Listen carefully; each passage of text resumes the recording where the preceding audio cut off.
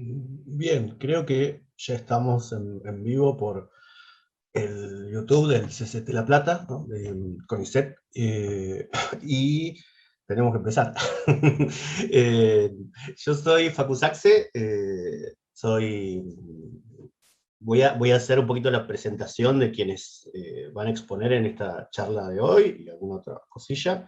Soy investigador de CONICET y también integrante, me anoto el nombre porque me olvido el nombre a veces, porque es largo y no me acuerdo del orden digamos, soy referente regional junto a Emilce Insaurralde, que también nos acompaña acá, del espacio de atención de violencia laboral y de género del Centro Científico Tecnológico CONICET La Plata, ¿no?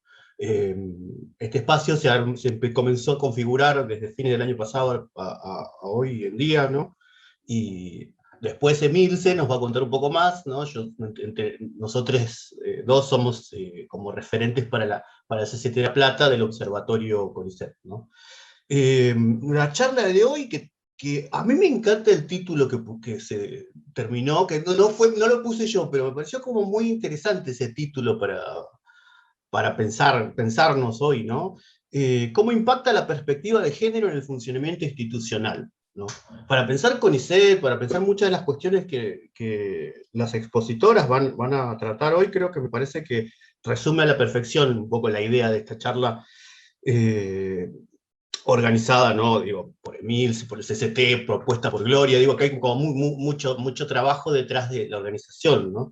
Y la charla tiene como objetivo principal problematizar y discutir un poco, ¿no?, acerca de lo importante que es pensar, ¿no?, la institución a través de la perspectiva de género, ¿no? Pensando por un lado en relación a la producción de conocimiento, pero también las prácticas cotidianas, ¿no?, que conforman una institución en todos sus estamentos.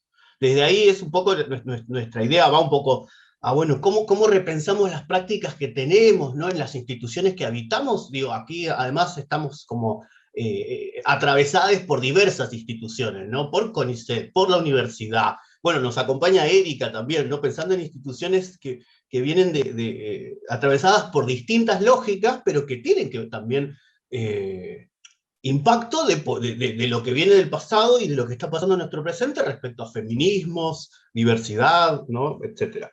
Pero me voy a callar un poco, no hablar tanto, y voy a presentar brevemente a nuestras expositoras, en el orden que van a exponer hoy, ¿sí? En primer lugar vamos a tener a Gloria Chicote. Creo que a Gloria todas acá la conocemos, digo, es una referente, digo, yo soy de la carrera de letras, y una referente de la carrera de letras, pero que también es una referente de humanidades de la Universidad Nacional de La Plata y de CONICET, por supuesto, ¿no? Voy a leer un poco la cuestión curricular. Gloria es doctora en Filosofía y Letras por la UBA, es investigadora superior del CONICET y profesora de la Universidad Nacional de La Plata. Actualmente es directora del CCT La Plata CONICET y del Instituto de Investigaciones en Humanidades y Ciencias Sociales, que varios de quienes estamos aquí lo integramos, ¿no? Es investigadora principal del Centro Internacional María Sibila Merian de Alemania, dedicado al estudio de la convivialidad en las sociedades desiguales de América Latina, y en 2019 fue designada embajadora científica de la Fundación Alexander von Humboldt de Alemania y miembro del Comité Académico del Observatorio Permanente del Hispanismo de España.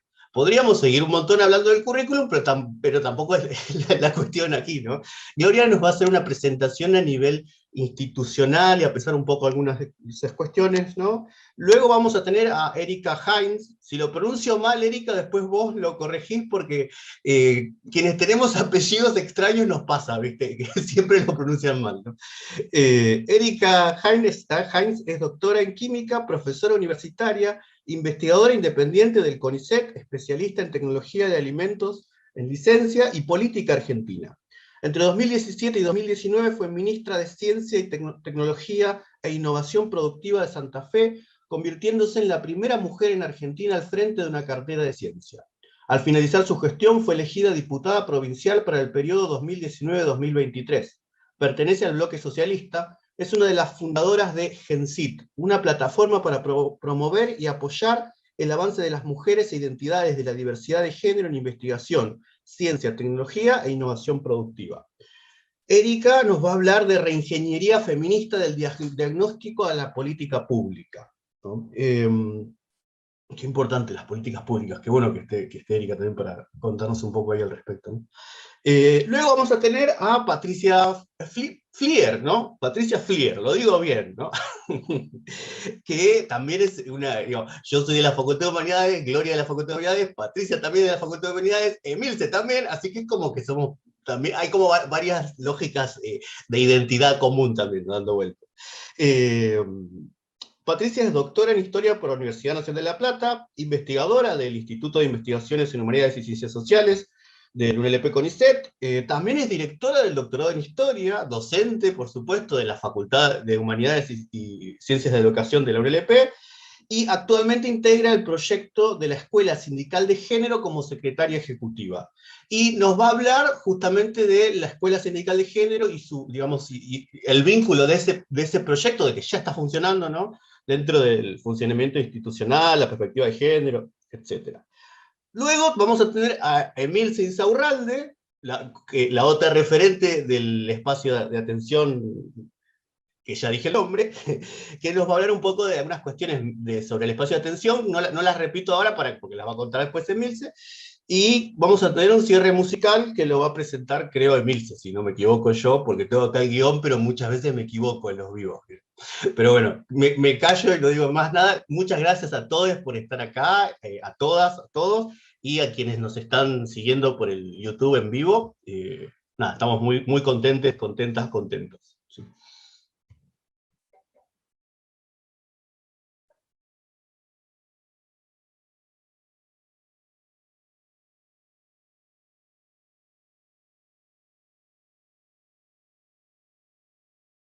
Hay que activar el sonido de Gloria, no sé quién es él. Sí, ahora sí, ¿no? ¿Me escuchan? Bueno, muy buenas tardes. Un gusto realmente tenerles aquí esta tarde para realizar esta actividad en la cual nos vamos a preguntar cómo impacta la perspectiva de género en el funcionamiento institucional. Yo voy a ser muy breve porque en realidad quiero darles la palabra a Erika y a Patricia, a quienes les agradezco haberse sumado a esta invitación. Les agradezco a Erika que nos, primero porque pertenece a la provincia de Santa Fe y me interesa mucho el diálogo federal, el diálogo interprovincial, y también porque pertenece a otra instancia del institucional, que es la legislatura. Por lo tanto, también me interesa el diálogo interinstitucional, no solo federal, sino interinstitucional. Y por supuesto agradecerle a Patricia, que es la secretaria ejecutiva de la ESIGEN, y es mi colega y amiga que nos embarcó en este proyecto tan importante, tan interesante que es la Escuela Sindical de Género. Pensando en cómo impacta, bueno, también quiero agradecer, por supuesto, a los referentes del espacio, tanto a Facundo como a Emilce, a Melina, que ha hecho posible toda la logística de esta charla, y por supuesto a Matías, que está siempre allí ocupándose de todos los temas tecnológicos. Bueno, con respecto a saber cómo impacta la perspectiva de género en el funcionamiento institucional, yo voy a hacer una breve síntesis de mi experiencia como directora del CONICET La Plata. Yo me hice cargo del CONICET La Plata en el mes de marzo del año pasado, el 9 de marzo. Como ustedes recordarán, el 20 y tantos de marzo comenzó todo el proceso de cuidados relacionados con la pandemia. O sea que fue un llegar, hacerme cargo del CCT, y todo el programa de trabajo que tenía fue, por supuesto, modificado, fracturado por los hechos de la pandemia. Pese a eso, como ustedes saben, se ha dicho muchas veces en todos los medios de comunicación, en las instituciones públicas, y también en los medios de difusión, tanto en la prensa como en los canales de televisión, la ciencia no se ha parado en este periodo de la pandemia, sino que hemos tenido un accionar muy, muy importante, una presencia muy significativa, que puso de manifiesto que estábamos totalmente, que todo el sistema científico estaba preparado para contestar a la demanda social. Pero bueno, fue un shock tener que hacernos cargo y tener que dar inicio a las políticas en esas circunstancias, que no impidieron que lo hiciéramos. Con respecto a la perspectiva de género, hubo dos desarrollos muy importantes en el CCT La Plata. Primero, la creación del espacio, de este espacio de violencia, de análisis y de cuidado de la violencia laboral y de género, cuyos referentes son Facundo y Emilce, y que se desarrolló el año pasado en medio de la pandemia. Así que bueno, eso fue una acción concreta y de mucha eficiencia, y que se pudo llevar a cabo porque también estuvo en consonancia con lo que se estaba haciendo en CONICET Central. CONICET Central se estaba desarrollando un observatorio de género, y ese observatorio fue el puntapié inicial para desarrollar espacios en distintos lugares del país, y uno de los primeros, el tercero o el cuarto, no el primero, pero el tercero o el cuarto, fue el espacio que se generó en el CCT La Plata. Así que bueno, esa fue la primera acción concreta. La segunda acción concreta, muy importante, fue la firma de un convenio interinstitucional para la creación de la Escuela Sindical de Género.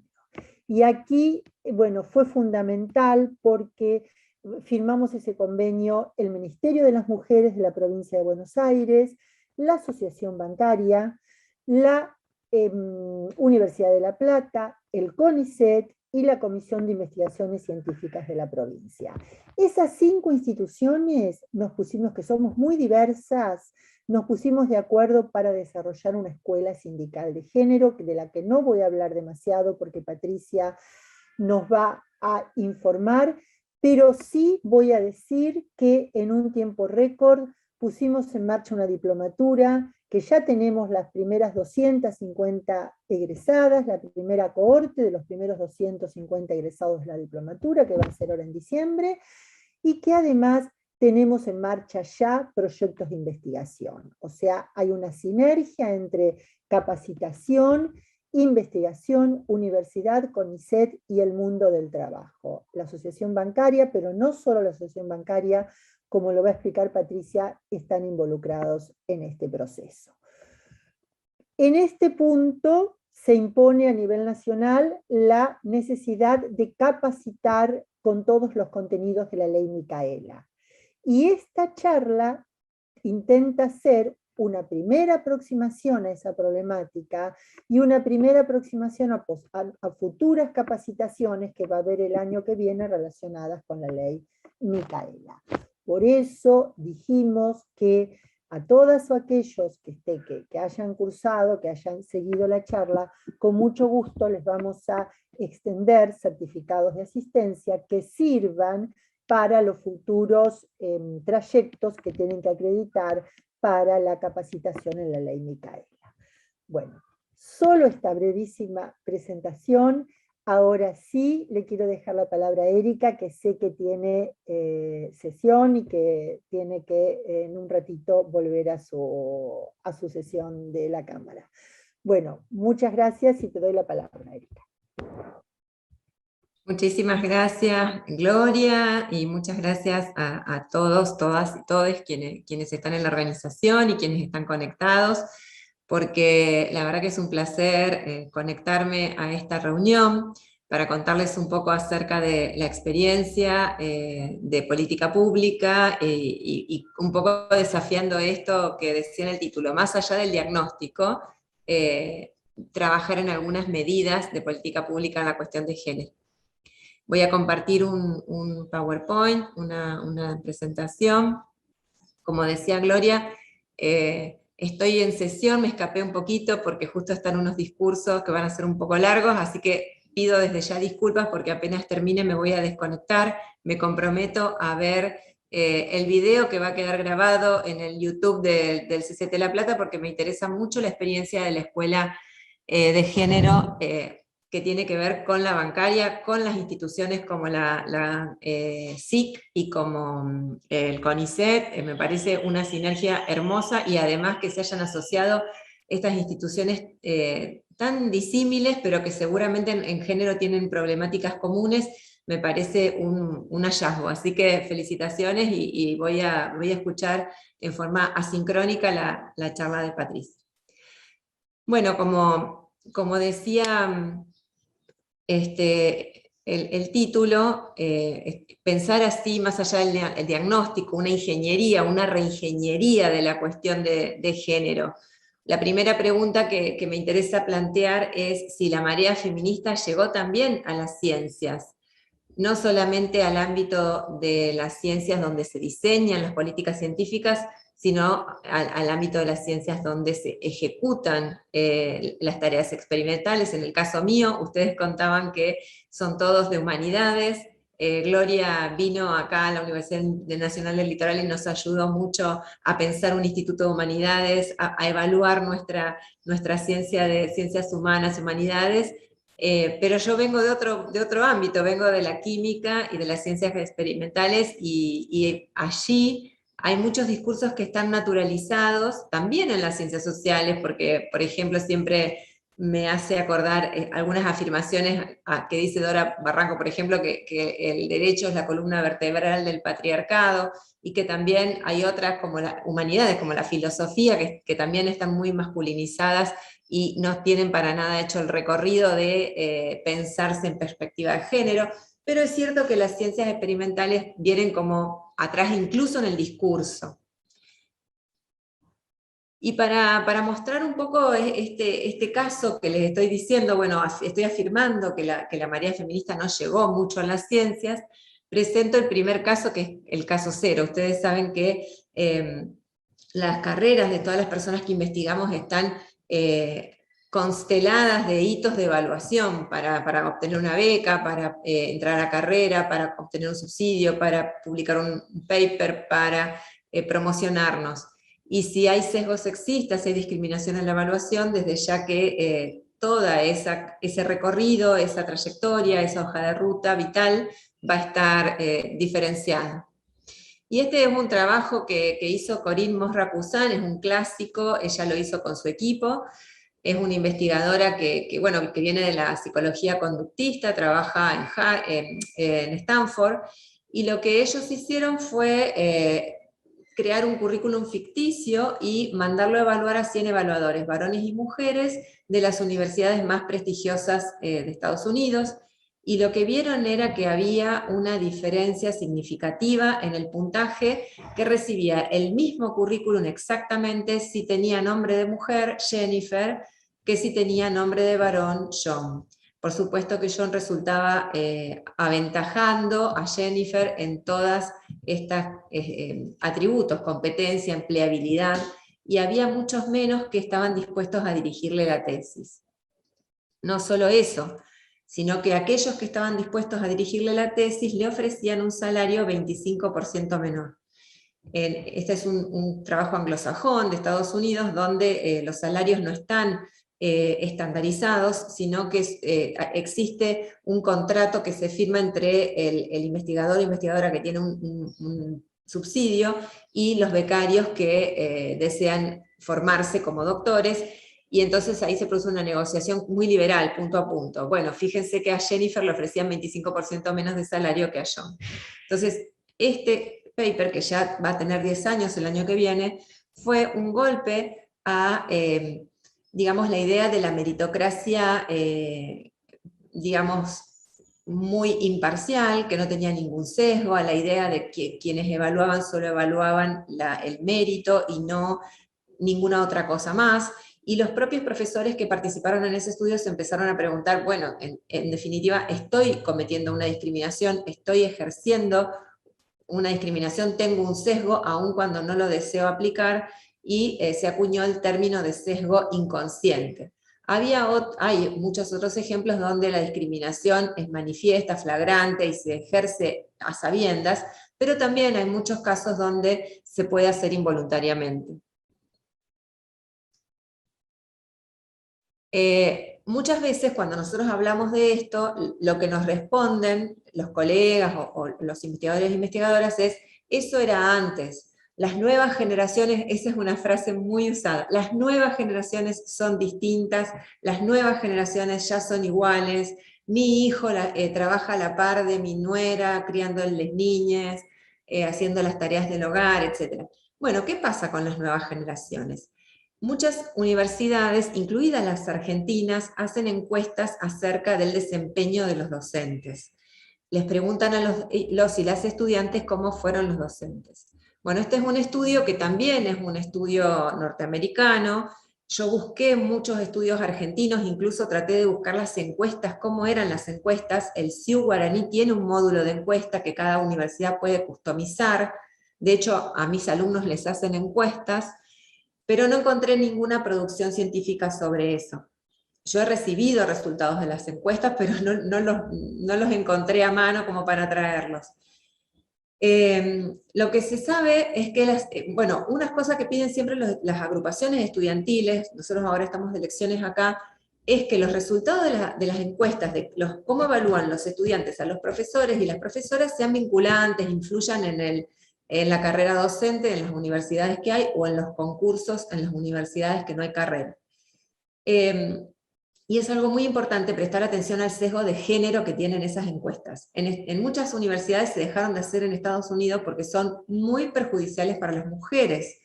Fíjense esto que pasa. Los jóvenes y las jóvenes a las profesoras les demandan una actitud de cuidado. Si las profesoras no son buenas, nutricias, protectoras, las juzgan muy duramente, mientras que a los profesores los juzgan más por genios, aunque sean cascarrabias, aunque sean indiferentes, esos no son atributos valorados ni siquiera reparados en los profesores varones, mientras que las profesoras mujeres son muy criticadas si no tienen esa actitud estereotipada que se espera de ellas. Y además, fíjense que en esta encuesta muchos estudiantes se referían a su profesora como teacher, cosa que jamás hacían para sus profesores, a los que se referían siempre como profesor, o sea, con un valor simbólico muchísimo mayor. Se producen incluso situaciones de violencia. Fíjense este párrafo, que es directamente violento, de un estudiante a una profesora, que le escribe un mail donde le dice que es una maestra horrible, que todos odiarán su clase, el material, etc. Esto la verdad que es muy inusual y solo se verifica con profesoras mujeres. Entonces no es solo las nuevas generaciones, hay un sesgo que persiste más allá de que el tiempo pasa. Y después tenemos el tema de los cerebros masculinos y los cerebros femeninos. Se los pongo porque es un hot topic hoy día, digamos, así como la otra vez cuando estuvimos en la jornada de Cerebro y Mujer del CONICET Central y el grupo de la RACCID y del grupo del Hospital El Cruce, bueno, a veces surgen los términos de neurochantada y neurosexismo para ciertos estudios que se hacen acerca de los cerebros y cómo de alguna manera se legitiman las discriminaciones buscando una predestinación biológica. Hoy en día, sin embargo, este tópico, que parece muchas veces superado y que muchos lo damos por superado, está bastante vivo. Fíjense esta discusión, ahí está la cita en YouTube, el debate entre Gina Rippon y Simon Baron-Cohen. Dura 45 minutos, se los recomiendo, si los quieren mirar, lo pueden ver. Gina Rippon es una neurocientífica que sostiene que no hay ningún rasgo de los cerebros masculino y femenino que los diferencie, solamente el tamaño. Pero el tamaño también diferencia los corazones, los riñones, los hígados de mujeres y varones, y cuando se corrigen las diferencias de tamaño y se relativizan, los cerebros son prácticamente indistinguibles uno del otro, y fíjense el grado de solapamiento que hay entre los cerebros de un individuo identificado como mujer y otro como hombre, donde existe un solapamiento muy grande. Entonces, lo que pregunta Gina Rippon es, ¿cuándo una diferencia es una diferencia? ¿Por qué se busca tanto estudiar estas diferencias y atribuirlas a diferentes comportamientos? Y además, hoy se sabe que los cerebros son flexibles y que los aprendizajes, lo social, la vida, va modificando lo biológico. Y esa teoría del cerebro flexible es la que está más aceptada. En cambio, Simon Baron-Cohen es un neurocientífico que está muy enfocado en el efecto de la testosterona en las conexiones de neuronas. Él también reconoce que hay una gran cantidad de solapamiento entre los cerebros que son muy parecidos, y sin embargo dice, si existen diferencias que pueden ser detectadas, valen ser estudiadas y las vamos a estudiar. Y además él estudia mucho los comportamientos, las habilidades, por ejemplo, para detectar un elemento geométrico dentro de un dibujo, y dice que los cerebros masculinos son más aptos para eso, mientras que los cerebros femeninos son más aptos para empatizar, etc. Este es un problema porque por más que él lo matiza y dice que en realidad es cierto que los cerebros son flexibles y que todos aprendemos de nuestra experiencia de vida y que eso se vuelve biológico, sus hallazgos o sus publicaciones se utilizan para discriminar directamente. Por ejemplo, ¿dónde se lo cita? Esto es lo que dicen los que, les aclaro que el debate lo ganó Simon Baron-Cohen por pocos votos, porque se vota ahí, lo ganó él. Y fíjense que estos que son los comentaristas de YouTube dicen que él hace experimentos y demuestra cosas objetivas, mientras que Gina Rippon es una activista feminista. ¿Por qué? Porque ella, más que mostrar un cúmulo de papers, dice, me voy a centrar en lo más importante de una investigación, que es la hipótesis, la pregunta de investigación. Cuando una diferencia es una diferencia. Ella es mucho más científica que Simon, sin embargo la ven como una activista.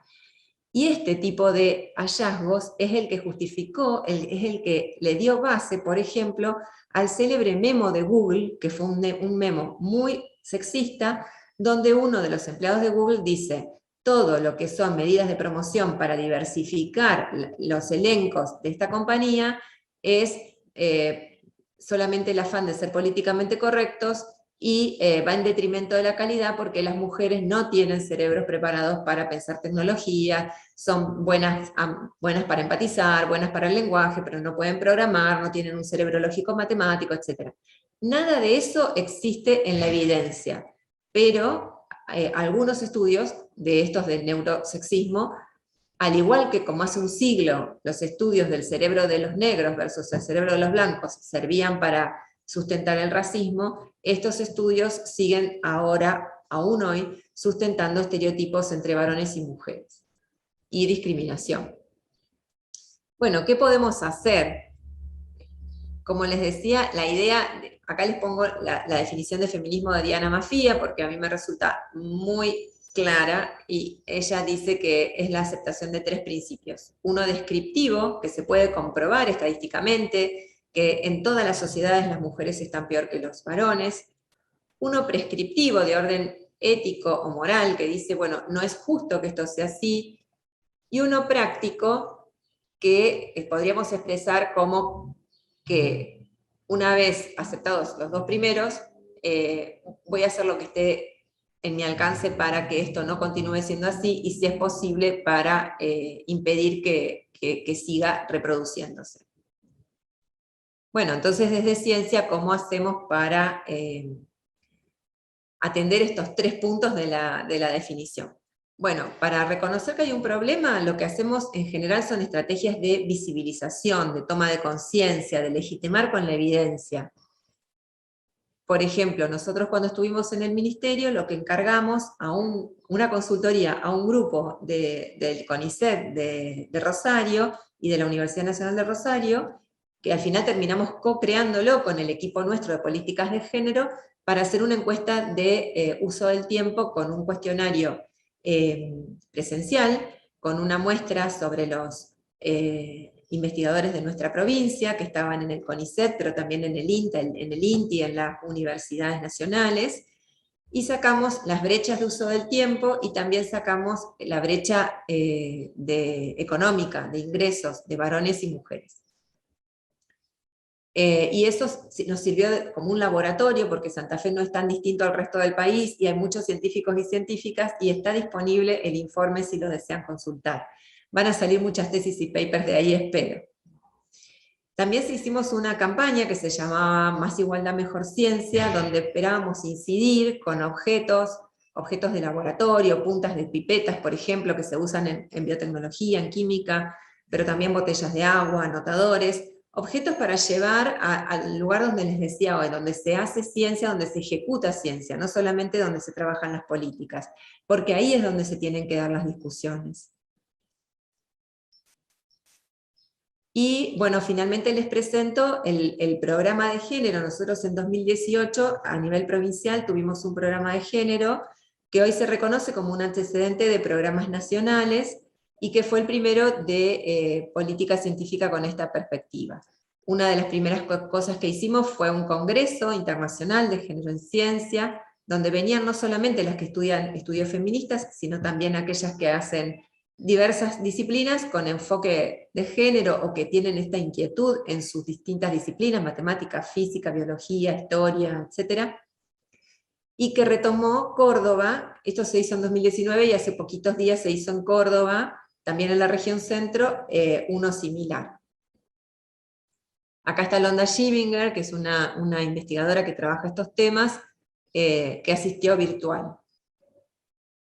Para el punto 2, el punto prescriptivo, ¿qué podemos mostrar? Bueno, el activismo. Nosotros, como decían en mi presentación, que muy generosamente hablaron muchas cosas lindas de mí, acá generamos, pensamos, creamos, fundamos esta asociación que está situada en Santa Fe, pero que no está contenida por Santa Fe. De hecho, tenemos muchas personas que están interesadas en participar, y las invitamos a verlo en las redes. Es una asociación que busca incidir mediante los activismos en las distintas instituciones que hacen ciencia. Acá, por ejemplo, trabajando con aliados, como por ejemplo la Asociación Física Argentina, que tiene un taller de género, la Unión Matemática Argentina, que tiene una comisión de género, con la Academia Joven Argentina, con distintas universidades, haciendo agencia, digamos, con aliados y aliadas y aliades de distintos lugares. Y por último, comprometernos a cambiar. Bueno, ¿cómo podemos hacer estas cuestiones de género en las ciencias? Bueno, hay algo que yo siempre presento, que son estas galerías de retratos. Puede parecer muy, muy trivial, muy simbólico, sin embargo ya se sabe que son signos muy claros hacia las mujeres, las diversidades, y ni hablar también a las otras etnias que sea la etnia blanca, de decirle a las personas que aspiran a estar en ese lugar. Por ejemplo, estos son, en un hospital de Boston, son los directores, y fíjense que eran todos hombres blancos, son todos hombres blancos. Hoy en día lo que prescriben las políticas con perspectiva de género es que si una galería de retratos no puede ser diversa, directamente no hay que ponerla. ¿Qué nos van a decir? No, no se puede, es una tradición, ¿cómo vamos a hacer eso? Pero lo real es que esto no es anecdótico, le está diciendo a las mujeres y diversidades: ustedes no pertenecen acá, no pueden aspirar a estar en este lugar. Y las personas, las mujeres, salvo que sean muy transgresoras, y que ese tipo de mensaje les dé combustible para luchar contra eso, que van a ser un porcentaje muy pequeño de mujeres las que definan eso, las otras van a preferir no aventurarse en un lugar tan hostil. Otra cosa que también me dicen siempre: no se puede hacer en la Argentina porque es inconstitucional, porque lo van a judicializar, porque te van a presentar un amparo, son los concursos solo para mujeres. En Australia ya lo hicieron, por ejemplo la Universidad de Melbourne y la de Adelaida llamaron concursos solo para mujeres. ¿Qué dijeron los australianos y las australianas? Estos departamentos de matemática y de computación están muy masculinizados. ¿Cómo lo resolvemos? Bueno, un concurso, poner en el concurso igualdad de méritos, vamos a tomar la mujer, no lo resuelve, porque la igualdad de méritos es algo muy difícil de dilucidar. Bueno, ¿queremos más mujeres? Contratemos mujeres, y lo hicieron de esta manera. Es una acción afirmativa, y tomaron esa decisión política. ya les digo, acá me han consultado porque querían hacerlo en alguna universidad y, por supuesto, aparecen las voces de los abogados inmediatamente decir, no se va a poder, nos van a judicializar, nos van a trabar el concurso. Yo creo que siempre que pensamos en innovaciones jurídicas, tenemos que pensar cómo hacerlo y contar con aliados en ese sentido. Y bueno, dar la discusión. Y estas son unas becas innovadoras que nosotros llamamos por primera vez en 2019, y ahora, 2021, a pesar del cambio de signo político en el gobierno, afortunadamente continuaron. Son becas para movilidad solo para mujeres, para ir a congresos. Y la innovación es que tienen un componente para gastos de cuidado extra. Muchas mujeres no van a congresos porque tienen todo un costo de las logísticas, doble niñera, doble taxi, que venga la abuela, pagar más viandas, y dicen, bueno, escribo un paper y no voy al congreso. Sin embargo, los congresos son lugares donde uno adquiere capital simbólico, donde otras personas te conocen, donde pegan tu cara con tu nombre, donde salen otras oportunidades, y por eso este tipo de herramienta viene en auxilio de ese déficit, de esa disparidad en la cuestión del cuidado. Bueno, como conclusión, simplemente que las sociedades igualitarias son las que van a hacer una ciencia más igualitaria. No se puede con políticas científicas solamente resolver el problema de la desigualdad en las ciencias. Tenemos que trabajar en todos lados y es la única forma de que se caiga. Así que les dejo finalmente con mi agradecimiento mis redes sociales. Por favor, después les comparto la presentación, así la dejan colgada o se las mandan a aquellas que las quieran, y les agradezco nuevamente haber participado.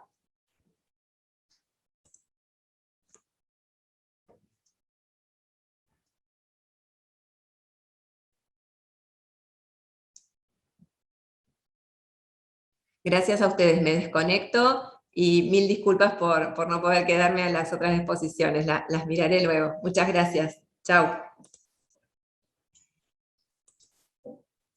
Bueno, entonces, sigo yo, ¿verdad? Y me quedo con cómo facilita explicar qué es lo que quiero contarles, haber escuchado la presentación de Erika, ¿no? Y ella decía, comprometerse a cambiar. Bueno, aquí me parece que nuestra propuesta tiene el sentido final de transformar, de cambiar, ¿no? Entonces, en primer lugar, yo quiero agradecer la invitación, sí, a mi amiga, a mis compañeros, pero son mis compañeros de ruta, para construir un espacio que es innovador y que representa un enorme desafío, pero sabemos que el sentido más profundo de lo que estamos haciendo tiene que ver justamente con esto. Si vamos a transformar el mundo y se va a caer, como decía Erika, vamos a buscar formas de tramitar esta transición al cambio definitivo. Entonces, decirles, y Gloria dijo en algún momento nos invitamos, y yo digo, bueno, yo creo que acá hay genealogías, hay trabajos previos, ¿no?, que nos fueron llevando a que la construcción de una escuela sindical de género sea un hecho concreto. Y en esas genealogías, digo, claro, uno reconoce muchas banderas, pero quiero en particular señalar a la Facultad de Humanidades, más allá de que nos una a muchas de las que estamos aquí, de esos acuerdos iniciales en los cuales empezamos a pensar cómo articular la producción académica, científica, con el mundo real, con el otro mundo, con el mundo de los trabajadores, de las trabajadoras. Entonces, esto yo reconozco que son como etapas, hitos en los cuales fuimos transformando nuestra acción en nuestra universidad y en la sociedad. Pero también quiero ser precisa. Yo creo que el 2019 fue marcando el inicio de una nueva etapa, porque también tuvimos ciclos anteriores de clausura, y que tienen que ver con un nuevo Estado que se comprometía en la expansión de derechos y una sociedad civil que estaba demandando transformaciones. Y en particular me parece que esta idea de afianzar lo que es una premisa central para nosotros, que es afianzar el derecho a tener derechos en un tiempo social que nos incita a fortalecer las militancias y la formación, ¿no? Como un principio rector para que la equidad en el mundo del trabajo sea un principio al cual no sea una utopía, sino el camino, el espacio a conseguir, pero también en una porfiada y tenaz batalla, que es construir espacios laborales sin violencias. Entonces, a nosotros los que estamos en la escuela sindical nos gusta poner como lema nuevos tiempos, nuevos saberes. Y para eso nos comprometemos. Digo, sí, y una escuela sindical. Bueno, es necesario explicar que el rol, el papel central que tiene el sindicalismo en nuestra sociedad. Digo, una institución que es un actor social, que incide de manera considerable en la vida social, en la económica y fundamentalmente en las relaciones de poder. Pero también lo que Erika planteaba acá es que estamos viviendo una nueva era, y bueno, señalamos esto de la marea verde, pero fundamentalmente los feminismos, y en plural, ¿no? Como conjunto, que son esas militancias que desafían el orden patriarcal y que han cobrado una significativa presencia en los últimos años, pero bueno, señalar que todavía son expresiones minoritarias en el entramado sindical. Entonces, de allí la creación de la propuesta de crear una escuela sindical de género que tiene como objetivo incidir en la estructura a través de la construcción de espacios laborales con equidad, la erradicación de violencias y la promoción de derechos. Entonces, a ver, ¿y qué es lo que quiere hacer la escuela sindical de género? Vamos a decirlo inicialmente, bueno, fortalecer los liderazgos de las mujeres sindicalistas. En segundo lugar, también consolidar la construcción de referencias masculinas no machistas, ¿no? Y generar en todo caso con esto un impacto positivo en la organización sindical. Lo que estamos señalando es que la renovación sindical tiene que venir de una vez por todas por la incorporación de la perspectiva de género como una de las consignas, que será que se fortalezcan las organizaciones sindicales frente a los avances del capitalismo en este tiempo.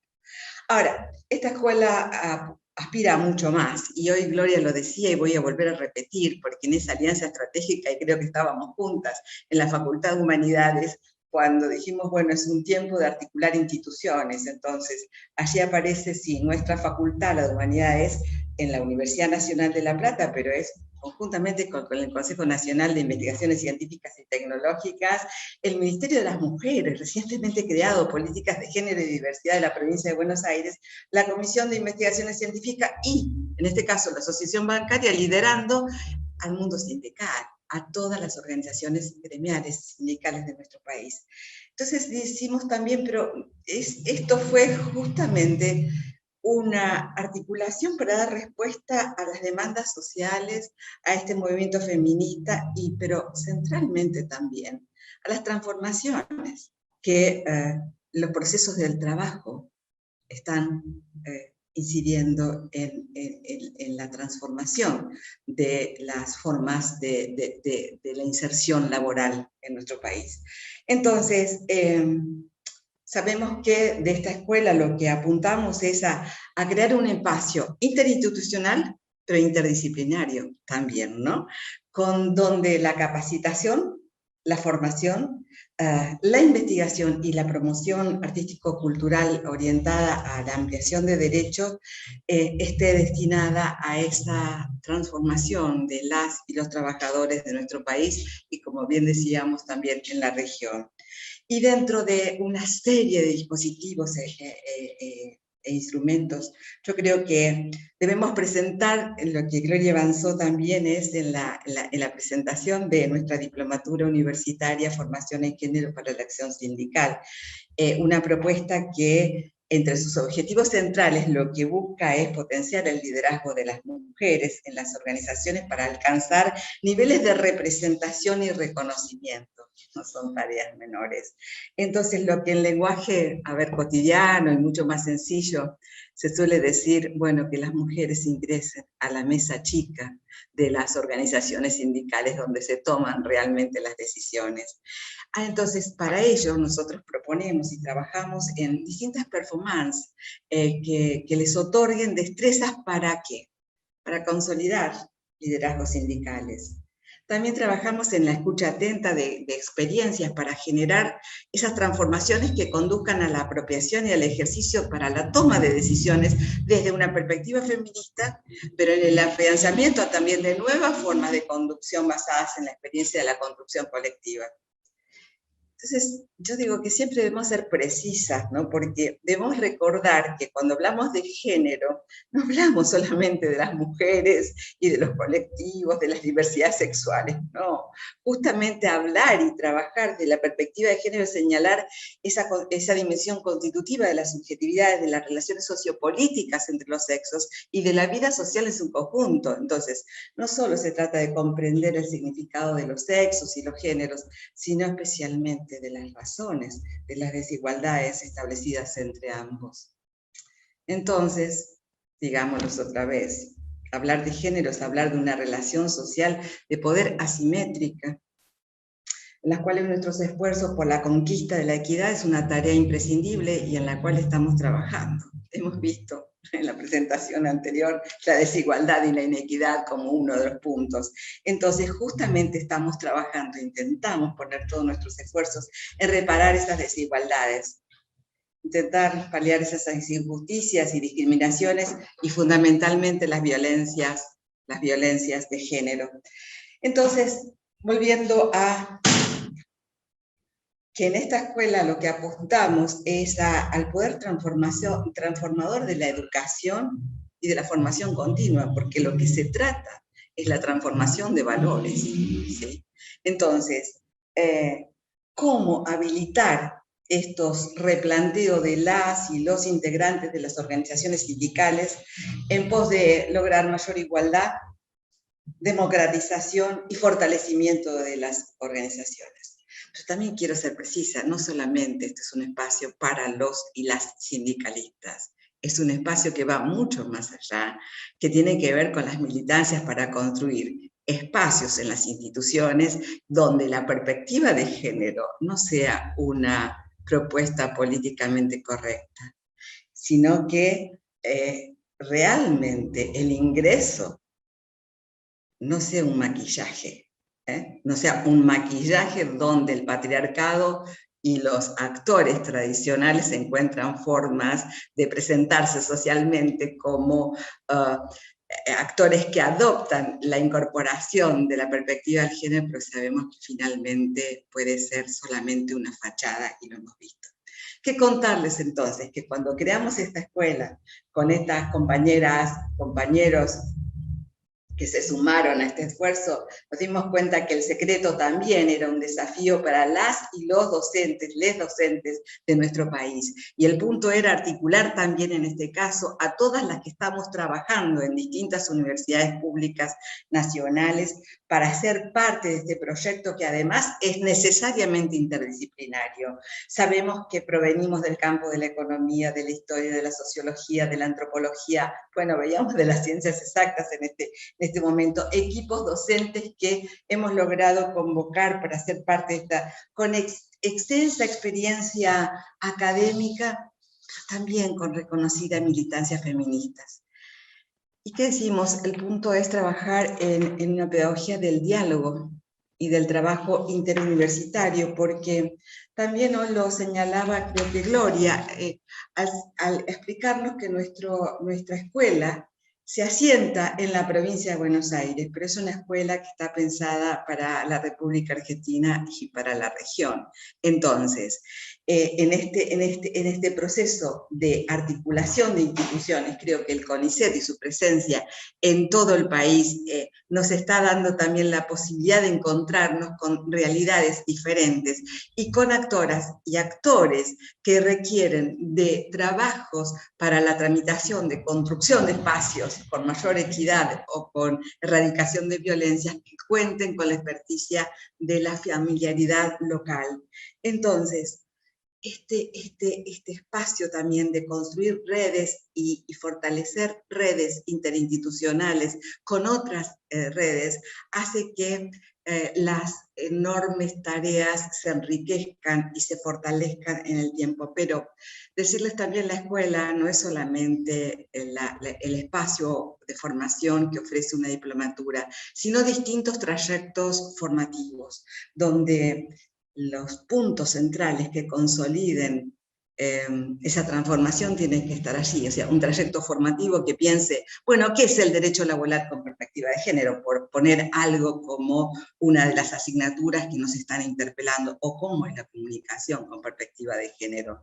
También entonces, digo, trayectos formativos, talleres de profundización y seminarios de actualización que nos den, y se otorga, de hecho la escuela lo está otorgando, certificados de nuevos saberes y de nuevas prácticas. Entonces, es crear un espacio de formación, de investigación, de desarrollo cultural en materia de género para la acción sindical que fortalezca las militancias de las mujeres sindicalistas y de las organizaciones sindicales para la construcción. Ahora, yo quiero ser muy precisa porque esta es una oportunidad de agradecer a todas las y los compañeros que han sido parte de la primera experiencia, de la primer corte, como señalaba Gloria al inicio, que son compañeras de múltiples militancias, porque no solamente somos las que venimos del campo académico. En esta escuela está la presencia central de la experiencia de las compañeras en las distintas militancias que se enriquecen en este diálogo que nos permite una reflexión conjunta para colaborar en esos cambios de valores que esta sociedad nos está demandando. Entonces, si ustedes debiera en todo caso presentar una síntesis, nosotros trabajamos en lograr esas herramientas que parten desde el mundo del trabajo y en los cambiantes escenarios del capitalismo global y su impacto en la clase trabajadora, para que las asimetrías y las desigualdades empiecen a ser, por lo menos inicialmente, borradas, para que esto que decía como principio final sea el logro donde vamos. Sí digo, somos tributarias de un nuevo paradigma que es esto, la inclusión definitiva de la perspectiva de género. Es con estos anteojos que miramos el mundo, y aquí está uno de los grandes desafíos, ¿sí? Porque, vuelvo al principio, no es una simple declaración de principios, es una transformación de viejas prácticas, y esto lesiona intereses, y fundamentalmente consolidados intereses. Entonces, nuestra propuesta de trabajo es de construir para volver a construir, con todas las enormes dificultades que eso encierra. Y simplemente para hacer nuevas invitaciones, porque la escuela tiene sentido cuando todas sientan que este es un espacio de creación colectiva y conjunta, no solo interinstitucional, sino de distintos actores y actoras que creen que por aquí este es el camino que nos va a llevar a este principio de la equidad. Decirles que justamente en esta primera diplomatura se inscribieron más de 400 estudiantes de todo el país y que pertenecen en principio a 110, 116 sindicatos diferentes, pero también estudiantes, actores, actoras, militantes de distintos espacios que encontraron aquí un espacio de formación. Entonces, esta diplomatura que fue el primer punto y que estamos terminando, sabemos que nuestras y nuestros estudiantes nos están diciendo que han encontrado herramientas para trabajar, en todo caso, seguramente en 3 grandes áreas. En el mundo de qué herramientas se necesitan para pensar los protocolos para erradicar las múltiples violencias. Una segunda área de trabajo que es cómo fortalecer las militancias, a ver en tiempos donde veníamos, donde el espacio público y las militancias del feminismo parecía en un camino que no tenía retorno, quizás hay ciertos amesetamientos que debemos derribar, y cómo hacer esos esas aperturas para una transformación ahora sustantiva, y finalmente, cómo construimos una agenda con perspectiva de género. ¿Cuál es esa agenda de género en los sindicatos y en los distintos espacios laborales? Y aunque tengamos que volver en todo caso a redefinir qué entendemos por perspectiva de género, lo que vamos a plantearnos es qué estrategias encontramos las trabajadoras para impulsar estos temas, cómo diseñar agendas de género, cuáles son los problemas y las prioridades. Entonces, lo que digo siempre, este es un espacio interinstitucional que invita a que todos, todas y todes sientan que aquí estamos encontrando las herramientas para derribar esas viejas barreras que están tan presentes, pero nosotras tenemos también memorias y militancias que se reeditan para, en todo caso, no nos han vencido, solamente estamos expandiendo y transformando esto en una revolución que será permanente. Entonces, gracias, y la invitación para que transformemos el mundo juntas, juntes, como corresponde. Gracias. Bueno, muchas gracias, Patricia. Como mencionaba Facundo, yo soy Emilce, soy otra de las referentes del espacio de atención de violencia laboral y de género del CCT La Plata, y la idea, además de organizar y coordinar esta charla, es poder aprovechar el espacio para amplificar un poco y difundir la existencia del espacio de atención, que también tiene que ver con una mirada activa en cómo pensar esta perspectiva de género en el funcionamiento institucional, y tiene mucho que ver con estas decisiones. Así que voy a compartir una breve presentación para poder explicar un poco cuáles son las tareas y cómo se inscribe el espacio de atención dentro del organismo. El espacio de atención forma parte del Observatorio de Violencia Laboral y de Género, ¿sí? Que es una de las vías que existe, es una de las áreas que existe en relación a estas temáticas dentro de CONICET. Desde el 2017 CONICET cuenta con un protocolo, ¿sí? Para atender a las situaciones de violencia laboral y de género, y este protocolo, bajo este protocolo se constituye la comisión interdisciplinaria que conforma el Observatorio de Violencia Laboral y de Género. En este observatorio, por un lado, está esta comisión en donde se incluyen diferentes referentes de diferentes áreas del organismo, pero al mismo tiempo constituye una red institucional en donde nos insertamos y donde se nuclean todos los referentes y las referentes regionales de los espacios de atención que existen en CONICET y a lo largo de todo el país. Esos referentes regionales, al tiempo que nuclean con la comisión interdisciplinaria y se piensa de manera amplia las políticas en relación a las temáticas de género, también están vinculadas con los espacios de atención en donde intervienen directamente agentes para recibir consultas y cualquier inquietud vinculada a situaciones de violencia laboral y de género.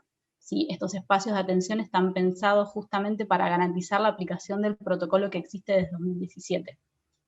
Y algo que suele pasar, sobre todo en organismos que son muy amplios, es que hay diferentes áreas que tocan temáticas similares. En el caso de CONICET existe la CIOT y la OAVE. El Observatorio de Violencia Laboral y de Género es otra instancia, ¿sí? Cada una tiene funciones específicas dentro del organismo, y la idea del Observatorio de Violencia Laboral y de Género y los espacios de atención es poder articular con todas estas áreas justamente para lograr uno de los objetivos que se propone el protocolo, que es dar respuestas con la mayor celeridad posible, sobre todo porque estas situaciones requieren que sean respuestas veloces, ¿sí? Pensando en el espacio de atención de violencia del CCT La Plata, como comentaba Facundo, se estuvo trabajando durante el 2019 para poder conformarlo, y finalmente fue aprobado en diciembre del 2020, y entonces este año estuvimos trabajando también tratando de articular con las diferentes unidades ejecutoras porque el CCT es muy amplio, entonces también eso implica pensar mucho trabajo para adelante. Y en este sentido me parece importante, sobre todo pensando en el objetivo de la charla, que es que se instaure un espacio de atención en el organismo, es en sí mismo una política que comunica un posicionamiento institucional en relación al rechazo de todo tipo de violencias, además de generar ámbitos de confianza y de contención para las personas que se acercan. El protocolo incluye y recibe a todo el personal administrativo del CONICET, ¿sí? Ya sean administrativos, personal administrativo, personal de apoyo, investigadores, investigadoras y becarios. Y lo que se garantiza en el espacio, como cualquier espacio vinculado a la atención, es el asesoramiento gratuito, el respeto y la privacidad, la contención, la no revictimización y la discreción, ¿sí? Que son aspectos fundamentales para poder abordar estas temáticas. Para no extenderme mucho más, les invito a que se acerquen a la página del CCT La Plata, en donde hay una pestaña donde van a poder encontrar más información, y además los materiales con los que contamos y que son marco para el accionar del espacio de atención, el protocolo y las pautas de intervención, y donde esperamos poder generar material que también sirva para las diferentes unidades ejecutoras. Y por último les dejamos también las formas de contacto que, si bien estamos regresando a la presencialidad, de alguna manera todavía la atención al público desde el CCT no se está haciendo, así que estamos atendiendo de manera virtual en el correo que aparece en pantalla. Bueno, y les recordamos los referentes regionales del CCT La Plata, somos Facundo y yo, así que esperamos que este tipo de acciones y este tipo de propuestas podamos seguir haciéndolas, y en el marco de esta primera charla y esta primera actividad que proponíamos desde el espacio, queremos agradecer al cierre que lo va a hacer Puebla, que es una banda de música platense que estuvo participando en el último encuentro de mujeres que se realizó en la ciudad de La Plata, el encuentro plurinacional, y que con muy buena predisposición se sumaron a esta actividad, que además son actividades que siguen siendo virtuales, así que agradecemos muchísimo que puedan dar el cierre.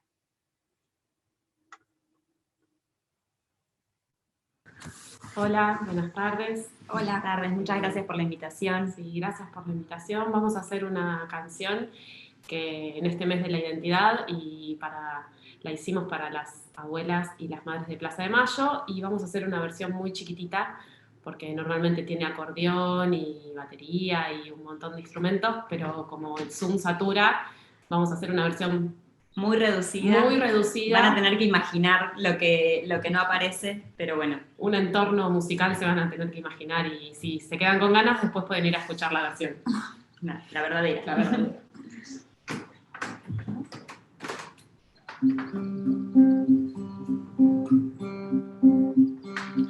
Andan sin mirar el suelo, vuelven los jueves, las ven, girando van, nacen de hilar el desvelo, cubren la plaza, las ven, girando van.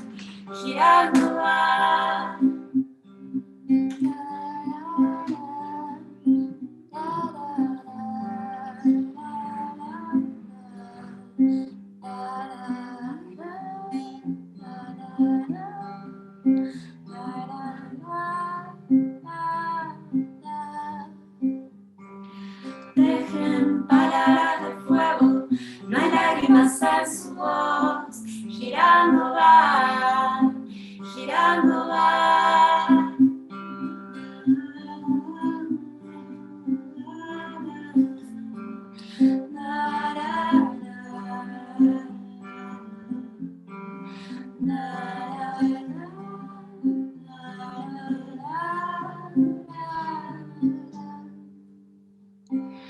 Nacen los jueves de hilar, las dudas ya son pañuelos. Cubren la plaza, la puedan batallar al tiempo.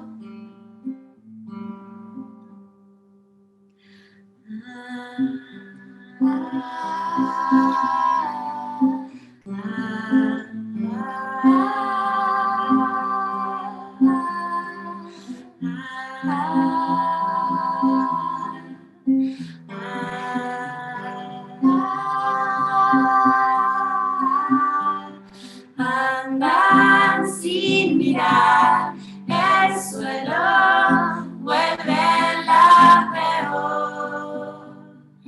Dejen los jueves en fuego, vuelven la peor. Andan sin mirar el suelo, vuelven la peor. La peor, la peor.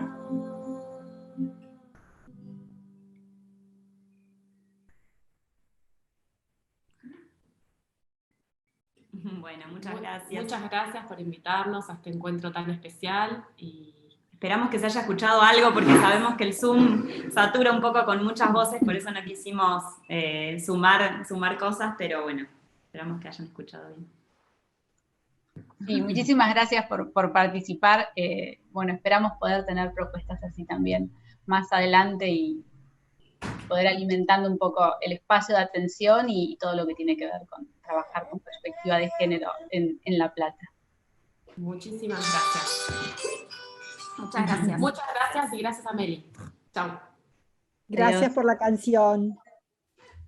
Bueno, y damos por terminado este primer encuentro.